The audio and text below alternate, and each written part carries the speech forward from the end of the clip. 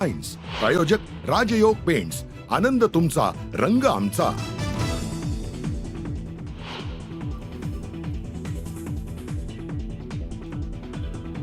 मसाजोग प्रकरण धनंजय मुंडेंना भोवलं. बीडसह पुण्याचं पालकमंत्रीपद अजित पवारांकडे. पालकमंत्रीपदाच्या यादीत मुंडेंचं नाव नाही.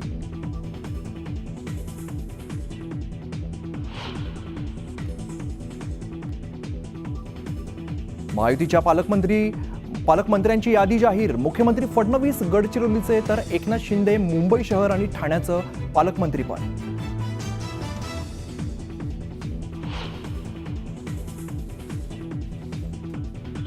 चंद्रकांत पाटलांकडे सांगली तर पंकजा मुंडेंकडे जालन्याचं पालकमंत्रीपद. गिरीश महाजन नाशिकचे तर आदिती तटकरे रायगडचं पालकमंत्रीपद भूषवणार.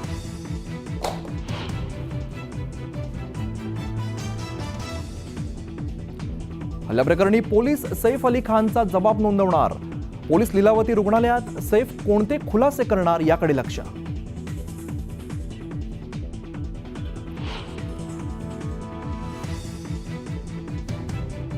सैफ अली खान हल्ला प्रकरणी आणखीन एक संशयित आरोपी ताब्यात. आकाश कनोजे याला छत्तीसगडच्या दुर्ग रेल्वे स्टेशनवरून आरपीएफने घेतलं ताब्यात.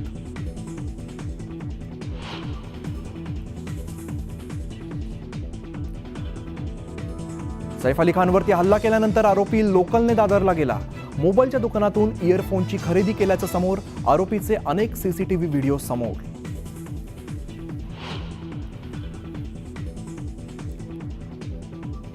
हल्लेखोराचा डोळा फक्त सैफवरच होता की तैमूरवर?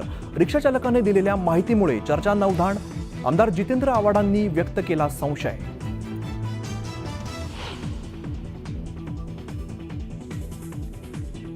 वाल्मिक कराड आणि विष्णू चाटे यांच्या जामीन अर्जावरती 20 जानेवारीला पुढील सुनावणी. आरोपीच्या वकिलाने पुढील तारीख मागितल्याने न्यायालयाने दिली वाढीव तारीख.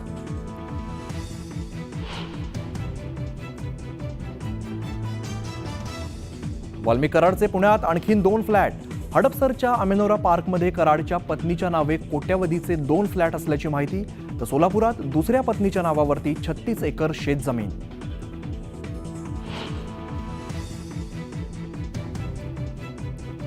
माळशिरसच्या उत्तम जानकरांनी निवडणूक आयोगाकडे सोपवला आमदारकीचा राजीनामा. बॅलेट पेपरवरती मतदान घेण्याच्या मागणीसाठी जानकर आक्रमक.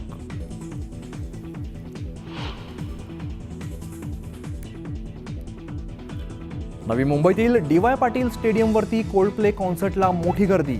पनवेल सायन मार्गावरती मोठी वाहतूक कोंडी. वाहनांच्या 2-2 किलोमीटरपर्यंत रांगा.